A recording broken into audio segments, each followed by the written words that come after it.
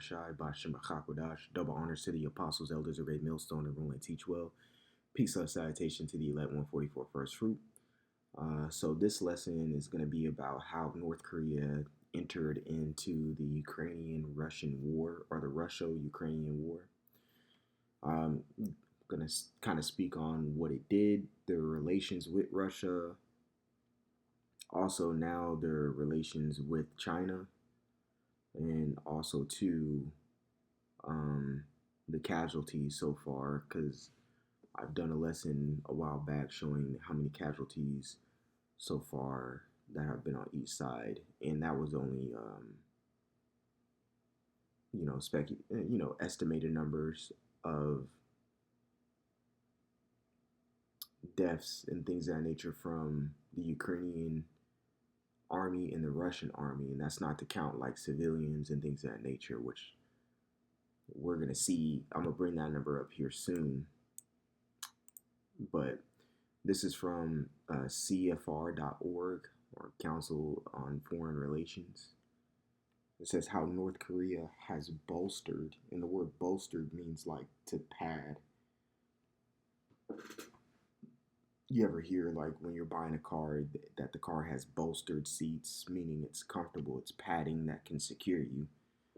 So how North Korea has bolstered Russia's war in Ukraine. It says North Korean troops and weapons have played an unexpectedly crucial role in sustaining Russia's grinding military campaign in Ukraine. Because this campaign, the Russian campaign, the physical campaign started in 2022 of February. It is 2026. So it's been over 4 years since this war popped off. Time flies. The next thing too is Ukraine and Russia have been having heavy disagreements since about 2014, which led up to 2022 to make the disagreements physical. It led up to actual fighting. So it says in exchange, Pyongyang, which is like the capital of North Korea, has been able to upgrade its outdated Soviet-era military. So what it continues says, in the more than 3 years since Russia invaded Ukraine, and this, as you can see, it came out in November 2025. We're now in July 2026. So it says in the more than 3 years since Russia invaded Ukraine, North Korea has emerged as a significant ally for Moscow by first providing ammunition and weapons, then sending thousands of its own troops to fight alongside Russian military. So that brings us to here, which we'll come back and touch on this article because there's some stuff in here I want to touch on. So this brings us to the NCNK.org, which is the National Committee of North Korea. It says North Korea's relations with Russia, a historical perspective. So I'm going to read this part and then I'm going to skip down to this part right here. So it says, from all appearances, the Democratic People's Republic of Korea, or aka North Korea, reinvigorated relations with Moscow since 2022 have brought significant and widespread benefits, with Russia oil and food flowing into the country. North Korea's economy grew 3.7% in 2024, the fastest rate in 8 years. It says July 2025 opening of the massive, luxurious Wonsan Kalma coastal tourist area reflects increased disposable income among the DPK, or North Korea's middle class. It says as well as the regime's ability to meet the expectations of key group even without economic interactions with South Korea. Reason why I want to read this first part is because it's showing that the benefit of the allies, the alliance that North Korea has with Russia. It has boosted their economy, it has boosted their strength, it has boosted their military might. And it brings me to Revelation, the 16th chapter, verses 12, which I'm going to keep rereading throughout this particular lesson here. It says, Revelation 16 and 12, it says, and the sixth angel poured out his veil upon the great river Euphrates, water thereof was dried up, that the way of the kings of the east might be prepared. So let's go into this word prepared real quick in the Greek.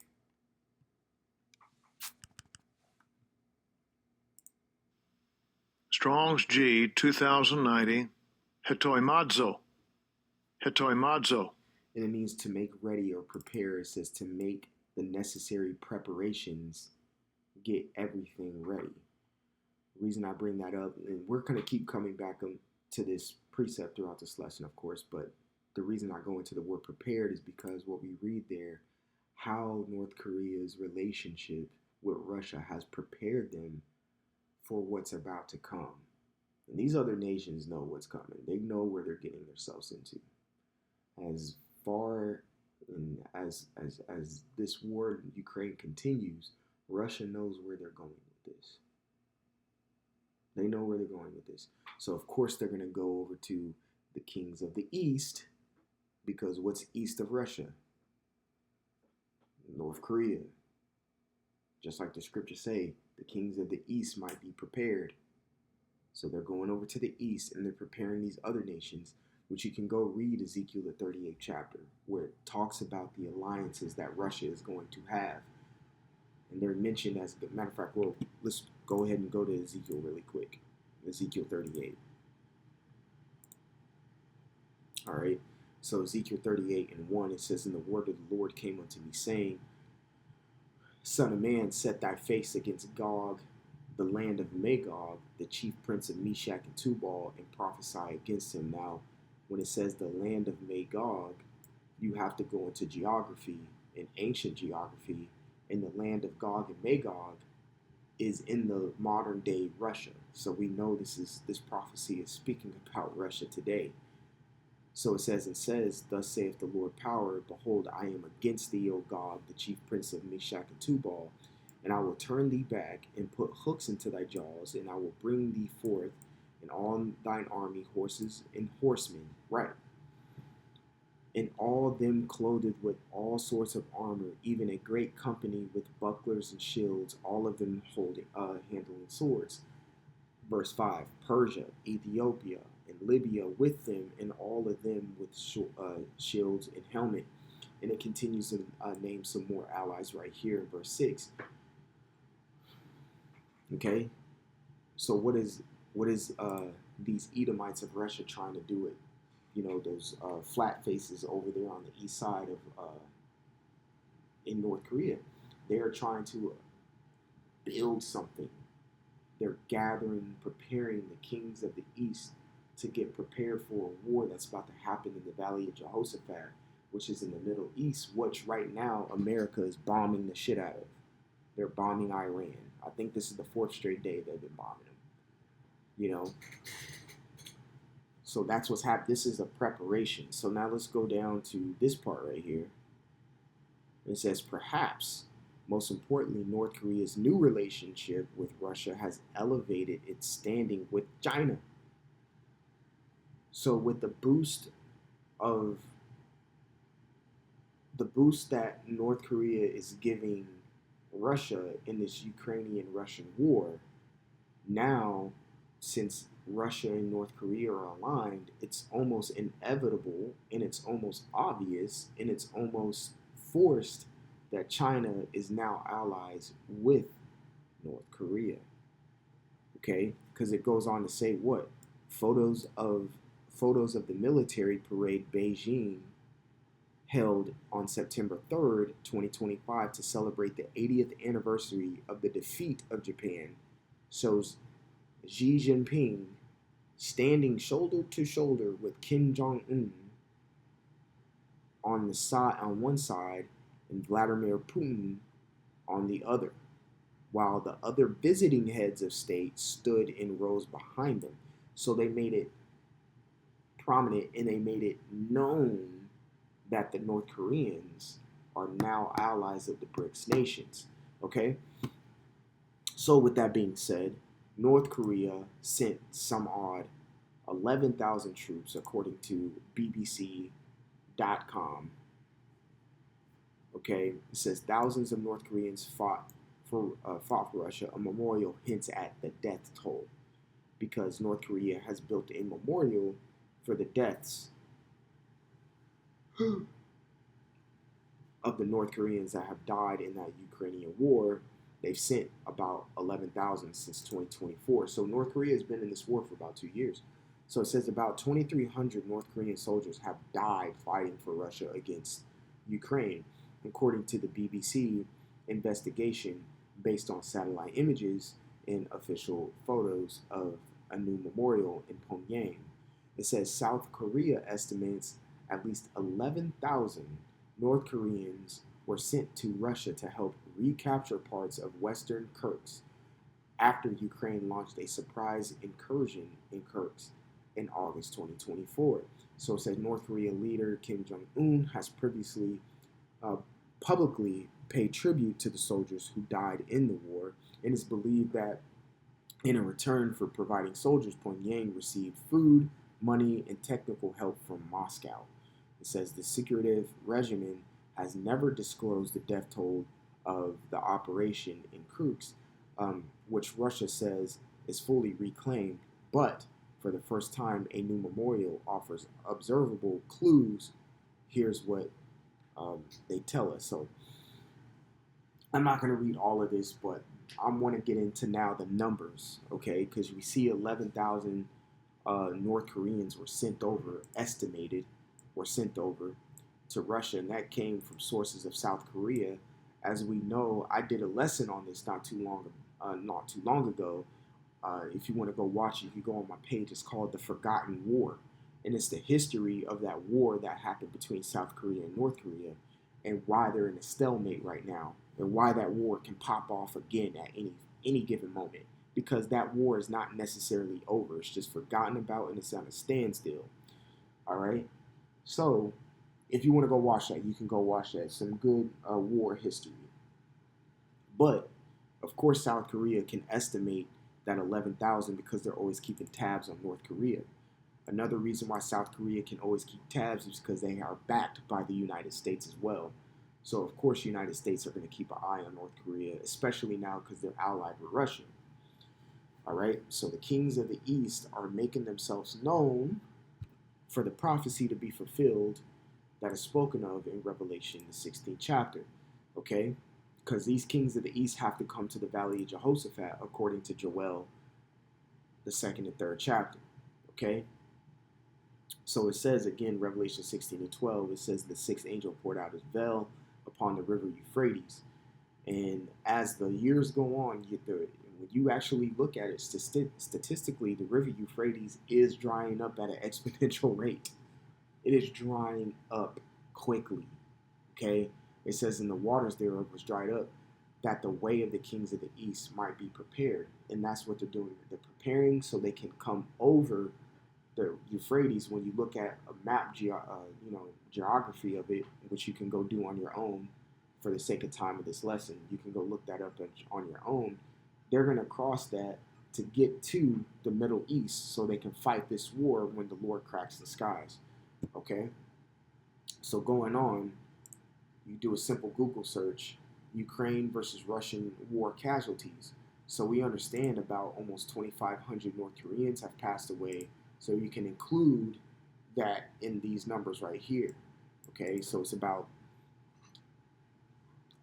and what's crazy is it says 600,000 soldiers.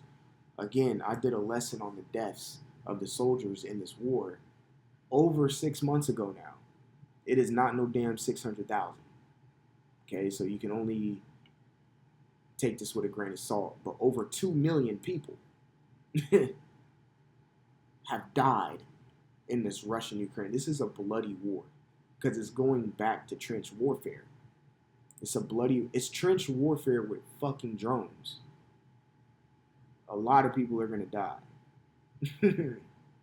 So it says estimated Russian casualties 400,000 to 450,000, and estimated Ukrainian 125 to 150,000.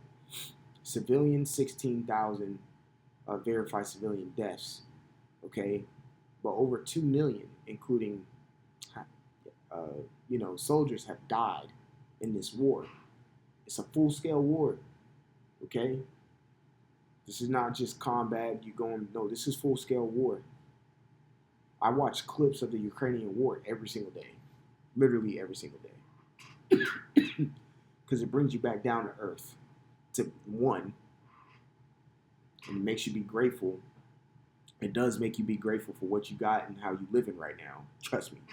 If you go watch some clips, it makes you be grateful because it's trench warfare is a different type of game. It's a different type of game. I don't know what if I had to choose. Of course, I wouldn't choose either or, but if you just had to, GUN to your head, you had to. Busting down door to door or trench warfare. Hard. It's tough. You know what I'm saying? Especially when you implement drones in this. That has changed the game. Drones have changed the fucking game, bro. So that many people have passed, and like I'm telling you, it's more than 600. Now I wanted to say this too. I don't think these numbers are inflated, because you got to remember Russia's military is so much bigger than Ukraine's. So what 125,000 losses to Ukraine could be devastating to their military. Like the probably even though these numbers show different, Ukraine might, hey, you're losing a lot. Because no wonder Zelensky is constantly coming to Trump and asking for help. And also too, I watch these videos. There are American volunteers going over and fighting in that war. And quite frankly, they're getting fucked up. Because I'm watching the videos. There are Americans going over there dying. Alright? There are Americans going over there dying in the Ukraine war. And Ukraine is trying to draw America into that, just like Russia has drawn in North Korea, but North Korea did it happily. You see what I'm saying? They did it happily. All right? So that's about all I have on this. I'm still keeping a heavy eye on this war because it's going to draw in the kings of the East. All right? It is going to draw in the kings of the East. Just wait. You never know. Russia might step into this. I mean, not Russia. China might step into this because they're like, okay, Russia, we are your allies. We are the BRICS nation. So let's go ahead and get Ukraine over with here, which may draw in other countries and being like, hold on, if they take over Ukraine, now the BRICS nations are touching my border. That can't happen, Next, this is World War III going on right now, So that's all I have for you here today. Lord willing, this was edifying. I want to give all glory, honor, and praises to Yahweh Bashem Yahweh Shai Bashem Achakadash. Double honors to the apostles, elders, great millstone, who rule and teach well. Peace, love, salutation to the elect 144 first fruit. Until the next time, I say shalom. Like always, repent. For Yahweh Shai is coming back sooner than what me and you believe. All right, shalom.